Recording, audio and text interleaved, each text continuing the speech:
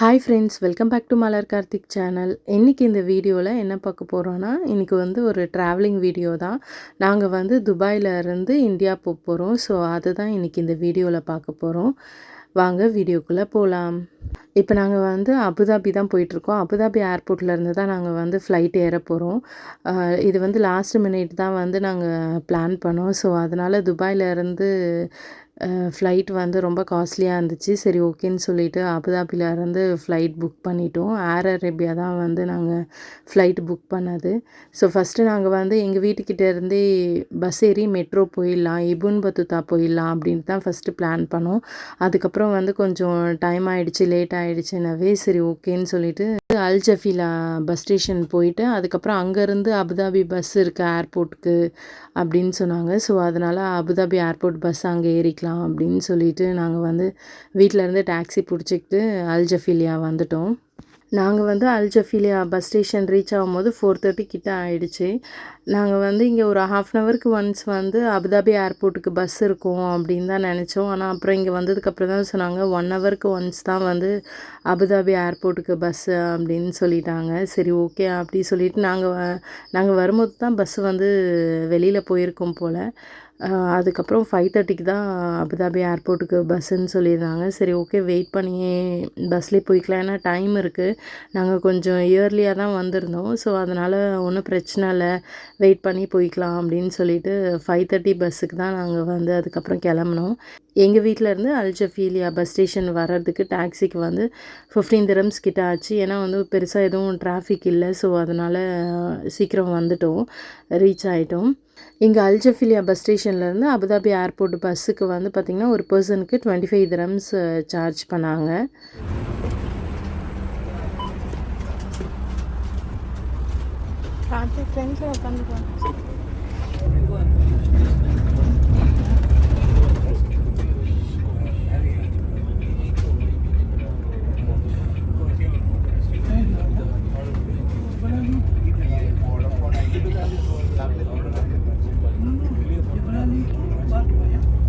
அல் ஜஃபீலியா bus station 5:30க்கு நாங்கள் Abu Dhabi bus ஏறணும். ஷேக் Zaid road கிட்ட தான் கொஞ்சம் டிராஃபிக்காக இருந்துச்சு.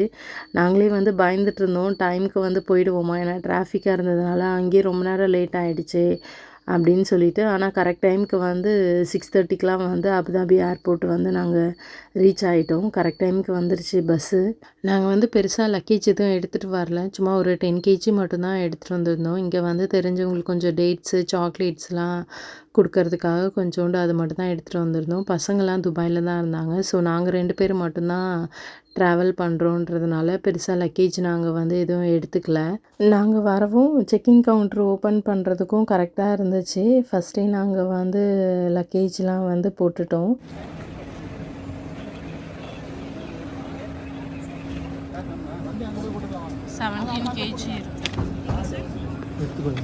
இது என்னது, இது யாருது? நாங்கள் லக்கேஜ்லாம் போட்டுட்டு சீக்கிரமாகவே உள்ளே செக்இன் ஆகி உள்ளே போயிட்டோம். ஸோ அதனால் டியூட்டி ஃப்ரீயில் ஏதாவது பார்க்கலாமா அப்படின்னு சொல்லிட்டு யோசிச்சுட்டு இருந்தோம். 3 hours கிட்ட டைம் இருந்துச்சு எங்களுக்கு. ஏன்னா நாங்கள் தான் ஃபஸ்ட்டு செக்இன் பண்ணிவிட்டு போனோம். ஸோ அதனால் லான்ச் ஆப்ஷன் இருந்ததுனால நாங்கள் லான்ச்சுக்கு போயிட்டோம். சரி கொஞ்ச நேரம் அங்கே டைம் ஸ்பெண்ட் பண்ணிவிட்டு அதுக்கப்புறமேட்டா வேணால் ஃப்ளைட்டு ஏறும்போது டியூட்டி ஃப்ரீ பார்த்துக்கலாம் அப்படின்னு சொல்லிட்டு இப்போ நாங்கள் லான்ச் போயிட்டோம். லான்ச்சில் தான் பார்த்திங்கன்னா பயங்கர க்ரௌடாக இருந்துச்சு. செக்இன் இடத்துல கூட அந்தளவுக்கு க்ரௌட் இருக்காது போல். லான்ச்சில் தான் அவ்வளோ க்ரௌடாக இருந்துச்சு. ஏன்னா டின்னர் டைமுன்றதுனால என்னன்னு தெரில, கிட்டத்தட்ட ஒரு 1/2 ஹவருக்கு மேலே ஆயிடுச்சு நாங்கள் லான்ச்சில் அந்த ப்ராசஸ்லாம் முடித்து உள்ளே போகிறதுக்கே. எப்பயுமே லான்ச்சில் வெஜிடேரியன் ஐட்டம்ஸ்லாம் ரொம்ப ஜாஸ்திலாம் இருக்காது, ஒரு 2-3 வெரைட்டி தான் இருக்கும். நான் எப்பவுமே ஹஸ்பண்ட்டையும் பசங்கிட்டையும் சொல்வேன், நான்வெஜ் ஐட்டம்ஸ்லாம் நிறையா இருக்குது, வெஜ் ஐட்டம்ஸ் ரொம்ப கம்மியாக தான் இருக்குது. அந்த ஸ்ப்ரிங் ரோல்லாம் இருக்கும், குபூஸ் ஹம்மூஸ், அதுக்கப்புறம் டெசர்ட் ரொம்ப ரேர் தான். சம்டைம்ஸ் இருக்கும் வெஜ்ஜு, சம்டைம்ஸ் இருக்காது. ஸோ எக்கு இருந்துச்சுன்னா கூட நான் சாப்பிட மாட்டேன். ஸோ சம்டைம்ஸ் எக்கு மிக்ஸ் ஆகிருக்கு, ஸோ டெசர்ட்டே இருக்காது. ஆனால் நான்வெஜ்ஜுக்கு நிறைய ஐட்டம்ஸ் வச்சுருப்பாங்க. நாங்கள் அந்த குபூஸு ஹம்மஸு அதுக்கப்புறம் இந்த சாலட் தான் சாப்பிட்டு வரோம், வெஜ் ஐட்டம்ஸே பெருசாக இல்லை அப்படின்னு சொல்லிகிட்ருப்பேன். ஆனால் இந்த வாட்டி நான் முன்னாடியே போயிட்டு எது இதெல்லாம் வெஜ்ஜு அப்படி சொல்லி கேட்கும்போது அவங்க அங்கே இருந்தவங்களே சொல்லி விட்டுட்டு போனாங்க, இந்த 4 ஐட்டம்ஸ் வெஜ்ஜு அப்படின்னு சொல்லிட்டு. பன்னீர், அதுக்கப்புறம் வெஜ் கிரேவி எல்லாமே இருந்துச்சு. அதுவும் இந்த ஒயிட் குருமான்னு நினைக்கிறேன். ரொம்ப நல்லா இருந்துச்சு டேஸ்ட்டு அந்த குருமா வந்து. இந்த வாட்டி தான் வந்து நல்லா திருப்தியாக வந்து நான் லான்ச்சில் சாப்பிட்டேன். எப்பயுமே வந்து அந்த குபூஸ், ஹம்மூஸ் மட்டும் தான் சாப்பிடுவேன். நான் வந்து பாஸ்தாவே வந்து சாப்பிட மாட்டேன். எனக்கு அது பிடிக்கவே பிடிக்காது. பட் ஆனால் இந்த வாட்டி சரி சும்மா ட்ரை பண்ணி பார்ப்போம் அப்படின்னு சொல்லிட்டு, இந்த ஒயிட் பாஸ்தா வந்து ஹஸ்பண்ட் நல்லாயிருக்கும் ட்ரை பண்ணு வெஜ் தானே அப்படின்னு சொல்லியிருந்தாங்க. சரின்ட்டு சும்மா கொஞ்சம் ட்ரை பண்ணியிருந்தேன். எனக்கு ரொம்பவே பிடிச்சிருந்தது. அந்த வெஜ் பாஸ்தாவும் டேஸ்ட் எல்லாமே வந்து ரொம்ப நல்லா இருந்துச்சு.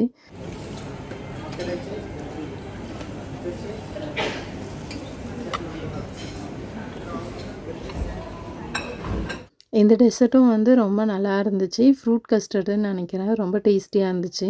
எனக்கு ரொம்ப பிடிச்சிருந்தது. இதுதான் வந்து நான் ஒரு 4, 5 கப் கிட்ட சாப்பிட்டேன். இந்த வாட்டி வந்து நிறையா ஒரு 4, 5 வெரைட்டி டிஷ் இருந்த மாரி இருந்துச்சு. ரொம்ப திருப்தியாக சாப்பிட்டோம். சாப்பிட்டு அதுக்கப்புறம் ரொம்ப டயர்ட் ஆயிடுச்சு. திருப்பி இப்போ வந்து டியூட்டி ஃப்ரீல போய் சுத்தணுமா, எங்கே சுத்துறது அப்படி சொல்லிட்டு நாங்க வந்து நேரா அப்படியே டியூட்டி ஃப்ரீயே போவாம டைரக்ட்டா வந்து ஃப்ளைட் ஏறிட்டோம். ஆக்சுவலா ஏர் அரேபியால இதான் நாங்க வந்து ஃபர்ஸ்ட் டைம் வந்து ட்ராவல் பண்ணுறோம். எனக்கு வந்து ஏன்டா ஏர் அரேபியால வந்து புக் பண்ணோம் அப்படின்ற அளவுக்கு டிசப்பாயின்ட்மெண்ட் ஆயிடுச்சு. செக்இன்லலாம் கூட எந்த ப்ராப்ளமும் இல்ல. லக்கேஜ்லாம் வந்து நாங்க நல்லபடியா போட்டு வந்துட்டோம். பட் ஃப்ளைட்ல வந்து ஒரு கிளாஸ் வாட்டர் கேட்டிருந்தேன். அவங்க வந்து குடுக்க முடியாது அப்படின்னு சொல்லிட்டாங்க. நாங்க வந்து பட்ஜெட் ஏர்லைன்ஸ்லாம் கூட ட்ராவல் பண்ணியிருக்கோம். ஜார்ஜியா கூட நாங்க வந்து விஸ் ஏர்ல போனோம். அதில கூட வந்து தண்ணிலாம் கேட்டோம்னா, கிளாஸ்ல வந்து நமக்கு வாட்டர் வந்து குடுப்பாங்க. அதெல்லாம் வந்து எதுவுமே நோன்னு சொல்ல மாட்டாங்க.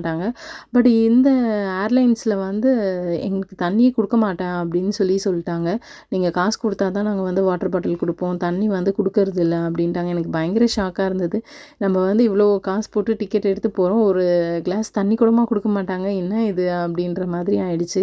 ஹஸ்பண்டே இறங்கிட்டு சென்னையில் வந்து சென்னை ஏர்போர்ட்டில் கம்ப்ளைண்ட் பண்ணிட்டு வரணும் அப்படின்னு சொல்லிட்டு இருந்தாங்க. அதுக்கப்புறம் எங்களுக்கு டைம் ஆயிடுச்சுன்னு சொல்லிட்டு நாங்கள் வந்து வந்துட்டோம். ஆனால் எதுவும் கம்ப்ளைண்ட்லாம் பண்ணல. பட் ஆனால் வந்து ரிவ்யூவில் வந்து வெரி வொர்ஸ்ட்டு. ஏன்னா சர்வீஸ் எதுவுமே வந்து சரியில்ல. ஃப்ளைட்டில் எங்களுக்கு எதுவுமே பிடிக்கவே இல்ல. பயங்கர டிசப்பாயின்ட்மெண்ட்டு. நாங்கள் அப்புறம் வந்து லக்கேஜ்லாம் எடுத்துக்கிட்டு சென்னை ஏர்போர்ட்லேருந்து வெளியில் கிளம்பிட்டோம். முன்னாடியே வந்து கார் புக் பண்ணியிருந்தோம். கார் வந்து டிராஃபிக்காக இருந்ததுனால கொஞ்சம் லேட் ஆகும். ஒரு 10 மினிட்ஸ் ஆகும்னு சொல்லியிருந்தாங்க.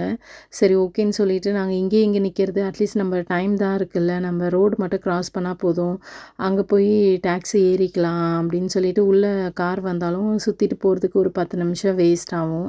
ஸோ நம்ம இங்கே சும்மா தானே இருக்க போகிறோம் அப்படின்னு சொல்லிட்டு நாங்கள் நடந்தே போய் ரோடு கிராஸ் பண்ணிவிட்டு அங்கே தான் அதுக்கப்புறம் கார் ஏறிட்டோம். ஓகே ஃப்ரெண்ட்ஸ், இதோட நான் இந்த விலாகை முடிச்சுக்கிறேன். நெக்ஸ்ட் விலாகில் நான் உங்களை மீட் பண்ணுறேன். உங்களுக்கு இந்த வீடியோ பிடிச்சிருந்தா லைக் பண்ணுங்கள், கமெண்ட் பண்ணுங்கள், உங்கள் ஃப்ரெண்ட்ஸ் அண்ட் ஃபேமிலியோடு ஷேர் பண்ணிக்கோங்க. மறக்காமல் மலர் கார்த்திக் சேனலை சப்ஸ்கிரைப் பண்ணிவிட்டு அந்த பெல் ஐக்கானையும் கிளிக் பண்ணிவிடுங்க. Thank you. Have a nice day.